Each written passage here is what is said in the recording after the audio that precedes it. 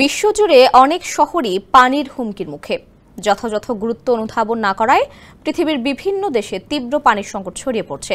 2018 সালে দক্ষিণ আফ্রিকার কেপ টাউন ছিল পানি শূন্য হওয়ার দ্বারপ্রান্তে। 2019 সালে ভারতের চেন্নাই শহরে প্রধান 4টি জলাধার একযোগে শুকিয়ে গিয়েছিল। সৃষ্টি হয়েছিল তীব্র পানির সংকট। তবে এবার আধুনিক ইতিহাসে প্রথম কোনো দেশের রাজধানী পানি শূন্য হওয়ার দ্বারপ্রান্তে রয়েছে। বলছে আফগানিস্তানের রাজধানী কাবুলের কথা।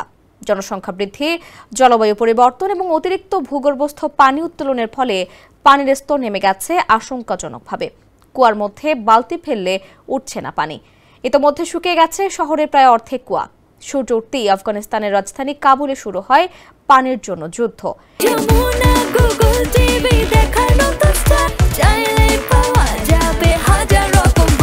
এই শহর অচিরেই পুরোপুরি পানি শূন্য হয়ে যেতে পারে এমন সতর্ক বার্তা দিয়েছে আন্তর্জাতিক মানবিক সংস্থা মার্সি কর্পস। গত এপ্রিলে প্রকাশিত এক প্রতিবেদনে বলা হয়েছে শহরটির পানির স্তর বিপজ্জনক হারে কমে যাচ্ছে। শহরটির বর্তমান জনসংখ্যা প্রায় 50 থেকে 60 লাখ। জাতিসংঘের পূর্ববর্তী গবেষণা বলছে 2030 সালের মধ্যেই কাবুলের ভূগর্ভস্থ পানির উৎস পুরোপুরি ফুরিয়ে যেতে পারে। প্রতিবেদনে বলা হয়েছে, যদি দ্রুত ও ব্যাপক সংস্কার না আনা হয় তাহলে কাবুল আগামী কয়েক বছরের মধ্যেই ভয়াবহ মানবিক বিপর্যয়ের মুখোমুখি হবে।